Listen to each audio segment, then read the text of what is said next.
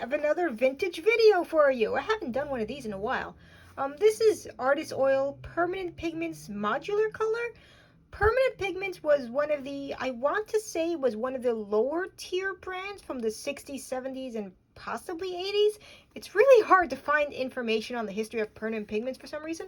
And this is a box, if I can get it open, there we go, of Modular Value 6 Green, whatever that is. Here's some stuff on the box. Permanent pigments. Value 6. There were supposed to be 3 tubes in here. Someone took the other one somewhere along these past years. Modular oil colors was permanent pigments' idea to simplify the idea of oil colors, that they decided to just do away with all those silly names. No more sap green, no more phthalos, just values. And they had values in a bunch of different colors. And as we can all see, this idea did not particularly catch on, as I have never heard of this before I stumbled across this on eBay. This is it has the U, it has the chroma, value 6, some stuff on the back, linseed oil, the pigment combinations, and it's like, yeah, it seems normal enough, but I also don't know what value 6 is supposed to be.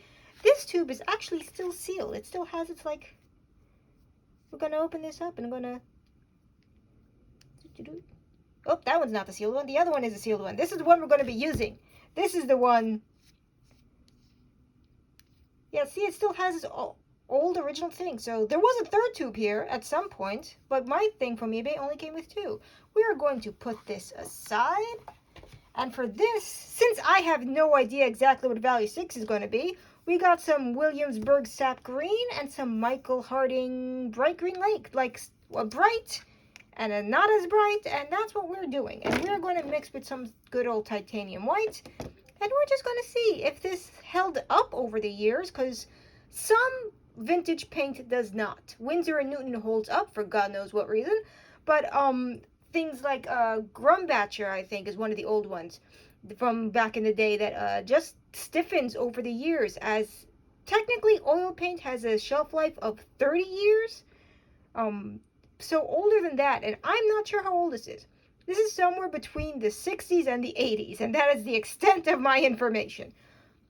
They didn't put a lot of copyright dates on these things, but this is coming out, so hopefully this will work. And we got our good old little thingy here. And we got, actually that came out very smoothly. There was not a lot of stiffness, not a lot of resistance.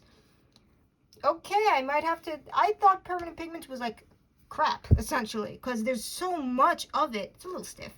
It's a little, but that is nice. That is nice. And that is extremely opaque. Wow. No transparency at all, but that could be because of the age of it as well. We are going to mix with a little bit of modern Winsor & Newton. We got, come on, there we go. I have problems with modern Winsor & Newton sometimes. I always have trouble closing this tube. Don't know why. I'm going to put that over there. Yeah. Like, it is a little stiff. It has stiffened a bit over the years. But it is mixing fantastically well. That is a nice shade of green. That is a nice little foresty shade over there. That didn't lighten as much as I would compared to it raw out of the tube. I don't know, man.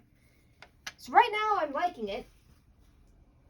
But I don't know if the modular colors are different from what's normally available on the market, which is the normal Winsor & Newton, normal permanent pigments that you can just stumble across on every other eBay listing. Garbage noises. We're going to put it next to some Bright Green Lake first. I didn't want to put it next to a phthalo. Phthalo? Is the P silent or not? I don't know. Because I think there would be like a little bit too much blue in it. But this is not. This is just for baseline. This is just so you see what's going on here. So in case you ever see another one of these modular colors on eBay again, maybe you want to buy it. Like, oh, we're going to put just a little. No, that's not enough. This is much more transparent, but you get a baseline. so you know exactly what shade of green this modular 6, value 6 is. Oh, come on. Yeah. We're still going to put it next to the sap green though. Just for kicks. We are here. Got some bright green going on. Yay. Okay, now we're going to wipe that off. Do some garbage noises. I keep some toilet paper next to the computer just to wipe off the palette knife. Toilet paper, yeah. Paper towel is just a little too big for my workroom. We got some sap green. This is going to be darker. Yeah, it is. Yeah, I like Williamsburg. Williamsburg is always like pretty consistent. You know what you're getting. A little bit granular, some of their colors. Like this is definitely, yeah, this is a bit of a granular color. But sometimes you like that. Sometimes it's what you want. You want a little bit of effects. Okay. I successfully closed the oil paint tube. I'm proud of myself. That was a bit too much white perhaps, but yeah. Okay. This was just a short little vintage review. Permanent Pigments, the value 6 green at the top. I'm still not sure what it's supposed to mimic. Bright green lake, sap green, just so we have a baseline. This is a really good mid-tone green, honestly. I'm really liking it. Came out real smooth and a little stiff, but not as bad as what I've seen from some other, I want to say some other newer, older, like you get the idea, like it's not from the 1960s, but the 1980s, and it still kind of sucks. I don't know how old this is. It's not earlier than 1960s. Ooh, it has some writing on the top. Permanent Pigments. Hey, that's cool. I like when tubes do that. A little bit decoration. But yeah, if I find more of this, I might just buy it because this is actually pretty good. And I'd like to see what some of the other values are. The only paper that I found online from some advertisements that someone scanned at some point said that the modular colors were trying to replace a lot of the poisonous pigments like cadmiums, but I guess it just didn't catch on because Permanent Pigments has not been around for quite some time. I don't know how long, at least I want to say at least 20 years, but 20 years was the year 2000.